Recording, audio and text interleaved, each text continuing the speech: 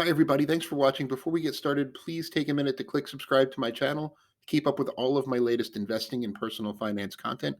And please visit the link you see on your screen for a message from our sponsor, The Motley Fool, where you can get the top 10 stocks to buy right now. So I'm here with my friend Tyler Crow to talk about Zillow. This is a stock that I have a love-hate relationship with Zillow these days. It's a stock that I bought on the premise that they were going to dominate the iBuying business. Meaning just buying and selling houses directly, which they were doing pretty heavily for a while. I don't think they ever got the number one share, but they were definitely the number two. So Zillow, if you haven't been following along, really fumbled the ball on iBuying, for lack of a better term. They were unable to leverage their massive collection of data to buy and sell homes at reasonable prices and earn anything close to what you would call a profit in iBuying. And it's not like we have no basis for comparison. The other iBuyers aren't exactly the most profitable businesses, but they were running circles around Zillow. So when Zillow pulled the plug on iBuying, which was the right move to do when they were considering how much money they were losing, my question was, what now? I held on to the stock. I still own it. But I want to see some more direction. So Zillow has a goal to just kind of be involved in every part of the real estate transaction. That doesn't necessarily mean they want to do everything directly right now. They got out of iBuying. They ended up partnering with Opendoor, which they aim to launch that partnership officially early this year. The core business is still very strong, but I don't really buy the vision for the super app, I have to say, because there's a lot of other companies doing each part of that model, some that do more than one, and some that do them very, very well. So I don't know. Is Zillow just going to be a third party, kind of like with the Opendoor partnership, just a third-party lead generator, which could be a good business? Or how is it going to go forward? Tyler, I know you have a lot of thoughts about Zillow. What do you think?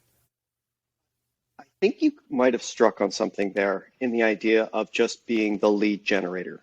And that is what made them successful to begin with. And I feel like if they are going to make any ventures outside of their core business, their premier agent business, which to make the dumb, simple, boiling down that business, it's generating and selling leads. They're Alec Baldwin and Glenn Ross being like, we've got the leads and we're selling them to you. That's what they are. It's what they're good at. It's what they're profitable at doing. And there are so many other aspects of, the home buying business where if you can lead gen for that and take a small cut of that, because you brought them business, whether that be in, title and escrow, insurance, whether that be mortgage origination, all those things. You don't necessarily need to have all these things in-house to make them profitable. I think one of the biggest issues that it had with iBuying was they tried to bring it in-house. They tried to do all of the capital intense business of owning homes, having billions upon billions of dollars worth of housing inventory just kind of sitting on your books. And, we talk about the companies that did it better than them, but it's not like those companies are doing great now either. Opendoor, OfferPad, both getting absolutely shellacked for the very reason of a slowing down in the industry. Kind of exposed, having all that inventory on your books isn't always great. And so, for all of the fumbling that it did, getting out of that business, I thought was a good move for them, acknowledging, hey, we're not good at this.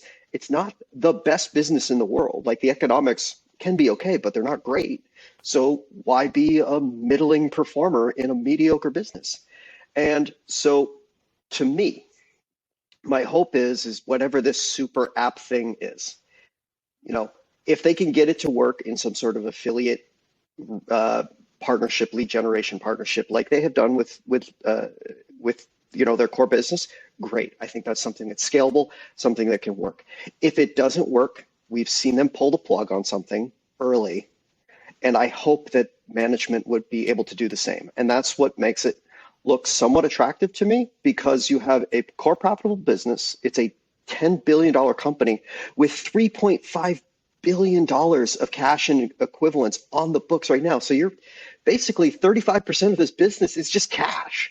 And so if this business is anything left, and I think there is, I think this is actually one of the more attractive times to own it. Well, so yes, you make a bunch of good points there. Zillow has 236 million active monthly users. That's a lot of people to lead gen from. But one of my questions is, you mentioned the cash, and I'm glad you brought that up. If what they should be doing is just focusing on lead gen, partnering with mortgage companies instead of using their mortgage company, things to that effect, what do they need $3.5 billion in cash for? Buy back the stock, buy off your convertible debt, buy back your stock, return value to shareholders. That's the ultimate goal of any business, anyways, is to return value to to put in perspective how bad the other iBuyers are doing, which you mentioned, Zillow could afford to buy Opendoor and OfferPad 2 times over with just the cash on their balance sheet right now. Not that they should, but they could. It's really, they got out at, I don't want to say the right time, because when you look at how much money their iBuying business ended up losing, they probably should have pulled the plug on it a few quarters earlier. But they did make the right decision in getting out. They got out before the iBuying business got really bad. You thought Zillow's iBuying returns were terrible then. What would have happened if they would have stayed an iBuyer for the next year or so? Right? Zillow might be bankrupt right now. Seriously, how bad they were doing. So I agree that it's attractive now, but I kind of want to see more direction develop in 2023. Once again, thank you so much for joining me. Be sure to click subscribe if you don't subscribe to my channel already. And as always, this video is sponsored by The Motley Fool. Be sure to visit www.fool.com/Frankel to receive the top 10 best stocks to buy now.